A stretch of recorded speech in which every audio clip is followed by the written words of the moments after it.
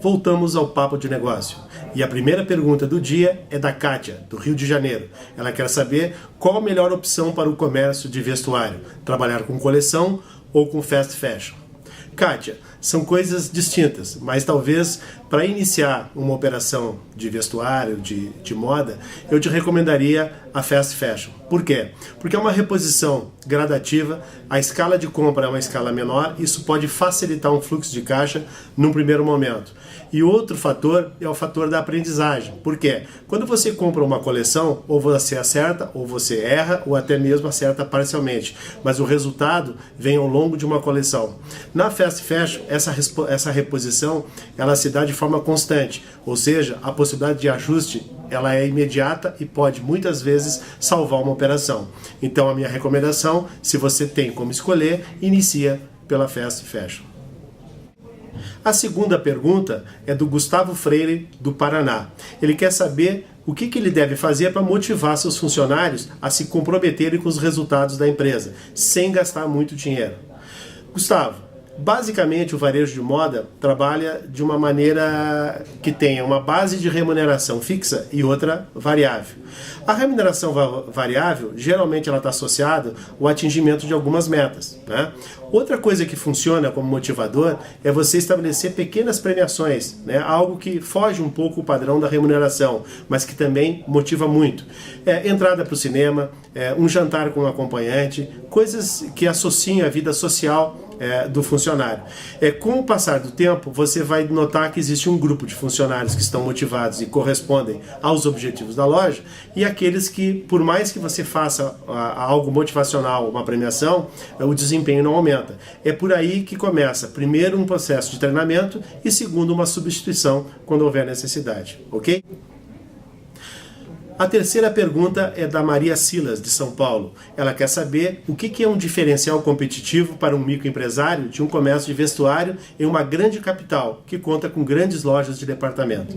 Maria, observe o seguinte: um diferencial competitivo é aquilo que faz da minha empresa uma referência e que não é tão facilmente copiável. Então, o que eu costumo recomendar? Muitas vezes eu não consigo competir, digamos, com o preço, porque isso depende, na grande maioria das vezes, de uma escala de compra. O pequeno, ele não tem uma escala de compra. Então, o que eu posso fazer para me diferenciar? Comprar melhor. Comprar produtos que estão mais ajustados à necessidade do meu cliente. Isso mostra a minha preocupação e minha aproximação com o cliente. Outra coisa que é importante, muitas vezes um grande varejo não consegue dar um atendimento diferenciado, um atendimento de cunho mais pessoal.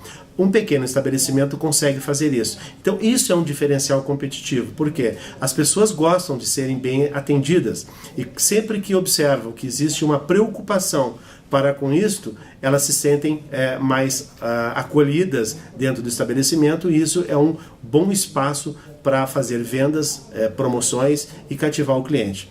Então, atendimento é algo que está ao alcance do pequeno varejista. Também um outro ponto que é importante é em relação à composição do mix. Pode ser um variável competitivo à medida em que eu posso ter uma variável maior de produtos mais sintonizados com a minha gama de clientes. Enquanto que o grande varejo, ele tem que trabalhar com a grande massa, ou seja, ele parte de um pressuposto que aquele tipo de produto, aquilo que foi desenhado, ele vai atingir um grande número de pessoas. O pequeno já pode atuar de forma mais segmentada. Isso é uma vantagem competitiva, visto que via preço dificilmente eu vou conseguir atingir isso. Por quê? O grande varejo possivelmente parcele no número maior de vezes para que o cliente possa pagar a mercadoria, né? Até a questão de preço, muitas vezes, porque eles compram em grande escala, tem uma vantagem de preço. Então as vantagens competitivas do pequeno geralmente se dá nesse tipo de diferenciação, ou seja, coisas pessoais, coisa que o toque do proprietário pode fazer a grande diferença. Outra coisa que funciona muito são funcionários muito bem mobilizados para o atendimento e ainda para cativar o cliente. Aquele atendimento especial que eu falava antes, associado a uma harmonização junto da equipe de vendas. Isso funciona e funciona muito. Outro ponto que pode funcionar bastante são algumas parcerias com fornecedores. Por exemplo, o grande varejista tem um grupo de fornecedores e trabalha com uma escala pré-determinada.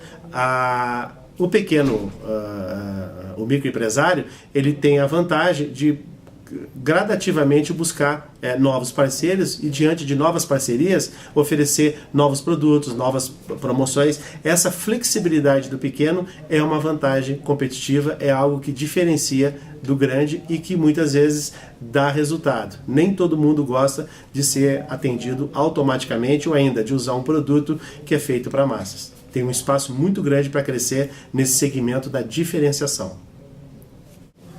A quarta pergunta é formulada pela Gateira Criativa de Gramado, Rio Grande do Sul. O questionamento é: como começo a pesquisa de interesse de venda de meus produtos handmade para o mercado exterior? Como oferecer um produto para exportação? Muito bem, essa questão é uma questão prática, mas ela tem uma certa complexidade, porque eu estou migrando no mercado interno e estou focando no mercado externo. Existem duas maneiras de fazer isso. Primeiro, uma pesquisa presencial, o que ela é onerosa e eu não recomendo como sendo o primeiro passo de averiguação de um mercado lá fora. O que funciona muito? Fazer uma pesquisa secundária, que ela visa basicamente, eu posso fazer isso via internet, via documentos, em bibliotecas, etc. e tal, e mapear países potenciais para o meu produto. Outra coisa importante é que para cada produto, quando esse produto entra no mercado externo, ele recebe uma taxação. Evidentemente que alguns países taxam mais, outros taxam menos. Também existe um vínculo em relação à preferência a determinados produtos. Você deve procurar e fazer uma pesquisa aonde são consumidos produtos feitos à semelhança do seu. Então são mercados que se chama de mercados potenciais. Identificados esses mercados, você pode ir um pouco além, ver ou fazer uma busca de empresas que distribuem esse tipo de produtos, muitas vezes até dos seus próprios concorrentes, né? São pessoas especializadas nesse tipo de produto. Ao fazer um contato com esse tipo de empresa, que faz a distribuição, você coloca o seu mix de produto e as suas condições para fazer uma sondagem. Essas respostas que vêm do exterior, elas são sinalizadores. Serve apenas para você fazer um balizamento de posicionamento. Outra coisa que você deve considerar é que toda a mercadoria que vai para exportação, ela é desonerada dos impostos. Então também tem que ter uma formação de preço diferenciada. Como é algo técnico, tanto a prospecção como formação de preço, bem como a documentação de uma mercadoria que vai para o exterior, o que eu recomendo? Inclusive faz parte da sua pergunta, se o Sebrae pode ajudar. Acredito que sim.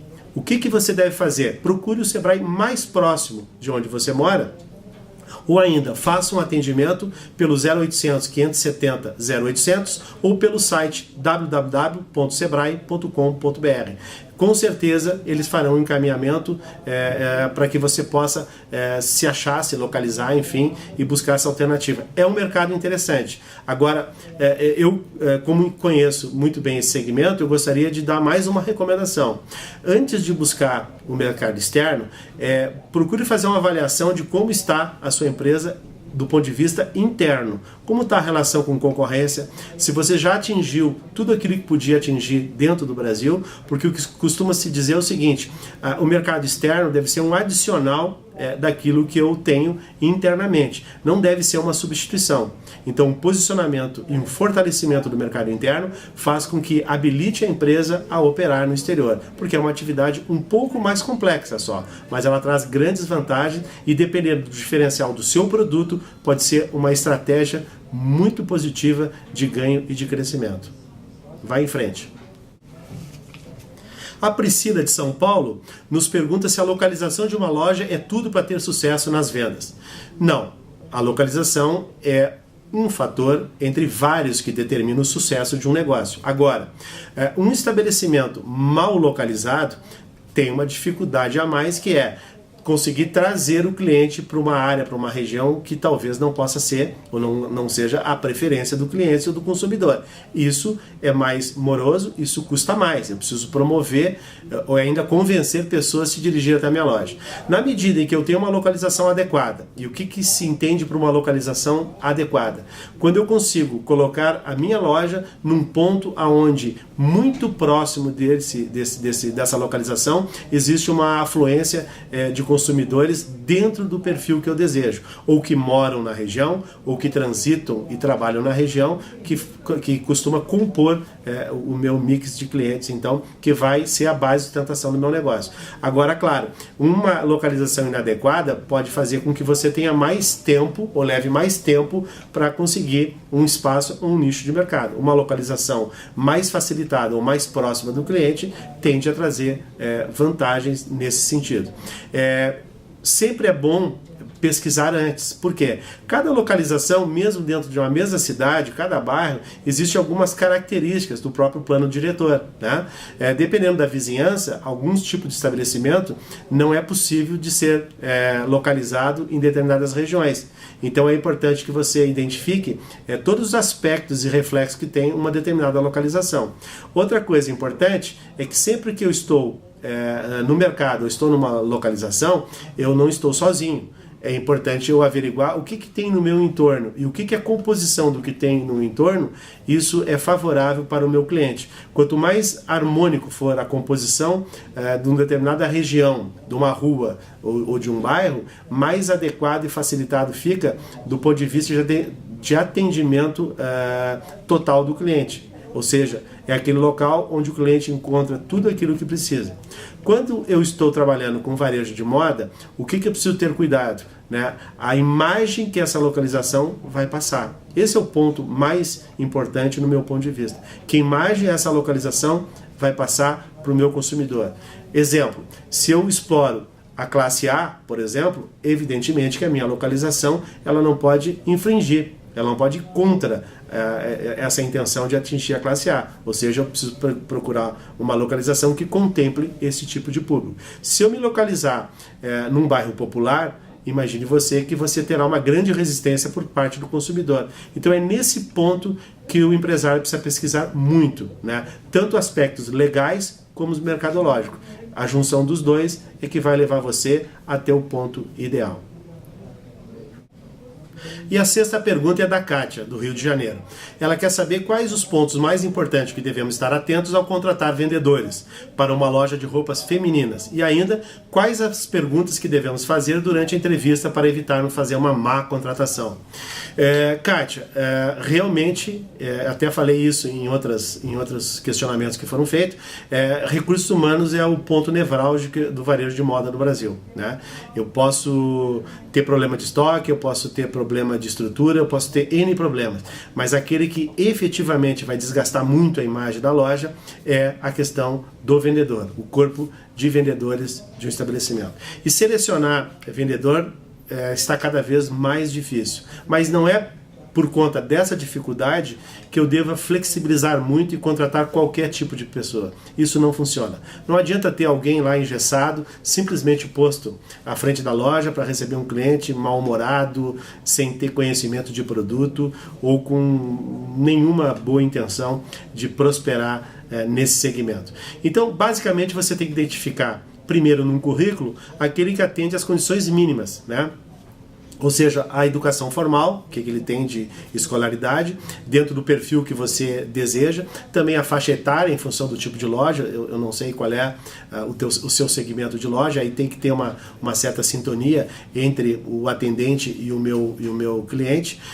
Visto isso, você começa a questionar esse vendedor da experiência que ele teve no passado, que tipo de loja, quanto tempo ele ficou nessa loja, o que realmente motiva, que tipo de abordagem ele utiliza, né? O que ele considera mais importante ao atender um cliente, como é que ele vê um cliente que demanda muito tempo e atenção e no final não compra nada, como é que seria a reação, começa a simular situações para ver como ele se comportaria nessas situações. Então, ao invés de fazer uma pergunta direta, contextualiza e pergunta como ele se comportaria diante daquela situação. Tipo, aquele cliente problema que reclama de tudo, você já deve ter uma experiência, passe para ele esse tipo de situação para ver como ele se comporta. Depois, as perguntas fechadas em relação mais o que ele tem de expectativa em relação à loja, né? Como é que ele vê a sua possibilidade de crescimento, né? Como é que ele vê a questão de trabalhar começando do zero, né, e tendo a possibilidade dentro da loja de crescer a partir de desempenho. Porque o que funciona no varejo de moda, né? As pessoas vão evoluindo, inclusive para outros tipos de funções dentro da loja, a partir do quê? De desempenho. Então encontrar o que mobiliza, o que motiva ele a essa loja, sobretudo um cuidado especial quando é o primeiro emprego. Não é pelo fato de ser o primeiro emprego que a pessoa tem um perfil inadequado, não. Você vai ter que treinar, né, um pouco mais, mas talvez possa ser aí um caminho muito interessante. Pega a pessoa sem vício e faz o treinamento. Então uma seleção basicamente serve para isso, buscar os antecedentes e diante de situações como ele se comportaria. Aí você tem mais ou menos um balizador se essa pessoa está adequada à sua expectativa ou não. Agora, o que realmente funciona é o período de teste. Ele não é tudo, porque geralmente no período de teste o desempenho ele tende a ser bom, mas já é um bom sinal de resposta em relação àquilo que você espera de um vendedor. Outra coisa, não encurte muito o período de treinamento, né? Dê o tempo adequado. Renove o contrato de experiência se for o caso. Não contrata se você tem dúvida. O verdadeiro teste no varejo hoje é o contrato de experiência. É ali no campo de prova que você vai ver se ele vai funcionar ou não vai funcionar. De resto, existem alguns mecanismos diferenciados que você pode utilizar buscando indicações de pessoas que trabalham no setor. Isso também costuma funcionar, né? Porque pessoas que conhecem o segmento muitas vezes identificam uma pessoa que tem uma boa capacidade, mas não está feliz numa determinada loja, e você pode fazer uma oferta e trazer esse funcionário para trabalhar para você. Isso funciona, no meu ponto de vista, muito bem. Se você tem uma boa relação no setor, pode explorar também essa dica que você vai gostar, e você vai ver que num médio espaço de tempo você consegue compor uma equipe adequada para trabalhar para você. Ok?